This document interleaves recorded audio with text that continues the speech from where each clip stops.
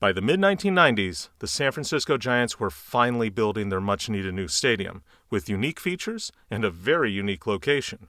But there was one more thing that a lot of people thought was by far the most unique thing about this stadium.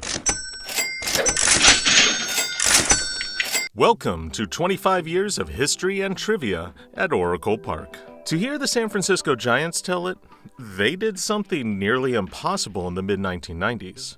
They dug into their own pocket. Pacific Bell Park was privately financed, and the first ballpark to be built that way in almost 4 decades since Dodger Stadium was built. The Giants had suffered 3 losses at the ballot box trying to get public help to build a new stadium. Twice in San Francisco in 1987 and 1989, and then in Santa Clara in 1992. Both previous San Francisco initiatives had sought relatively little public finances, but the risk to city and county funds had ended up sinking both measures. Prop P, in 1989, lost by less than 2,000 votes. After the Peter McGowan-led ownership purchased the team in 1992, they once again aimed at building a China Basin and put a measure up for vote in 1996, which committed to a purely privately financed park, asking the public only to allow an exemption in waterfront height requirements.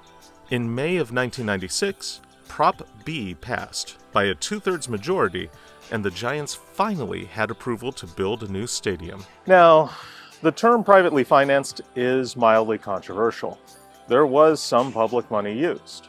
The San Francisco Redevelopment Agency used some of its money to fund infrastructure improvements to the roads. The Port of San Francisco went ahead and bought some land from Caltrans, which was then leased to the Giants.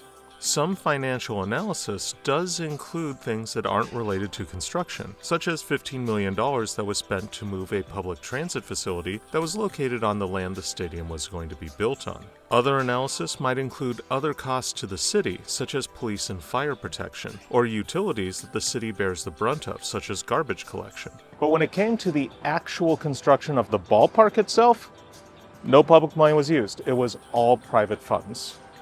So, how did the Giants pull this off? Some of it was the obvious stuff. The team sold things like naming rights and luxury boxes, and obtained a huge loan to support what would become about $320 million to build the park. But in the past, sports franchises had had problems getting large loans. One estimate said if the team got a $140 million loan, they'd need to draw 2.6 million fans per season, an increase of about 1 million fans over what they were drawing at Candlestick in the mid-90s. To help, the team did something revolutionary. They offered charter seat licenses to fans, which gave fans the ability to buy lifetime rights to their seats, so long as they kept buying season tickets every year, and those rights would be transferable. This was the first time the personal seat license idea was used in baseball to help fund a new baseball stadium. This idea had first popped up in San Francisco in the 1985 stadium proposals, eventually becoming part of a privately financed South Beach stadium proposed by developer Peter Stalker. However, they were unable to get the land from the city to do so. Stalker was not a part of the 1992 ownership group led by McGowan. The Giants' offering of charter seat licenses came just about a year after the Raiders tried offering personal seat licenses as part of their return to Oakland. However, the 2 different initiatives were received incredibly differently. The Raiders' personal seat licenses were not popular.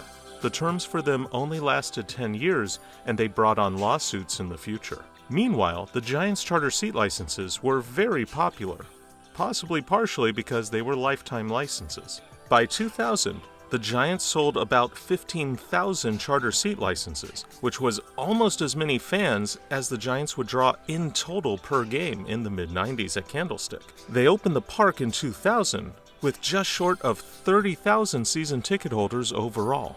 In all, it was a huge success for the Giants, and although they had about a $20 million debt service to pay off per year, that was successfully paid off in 2017.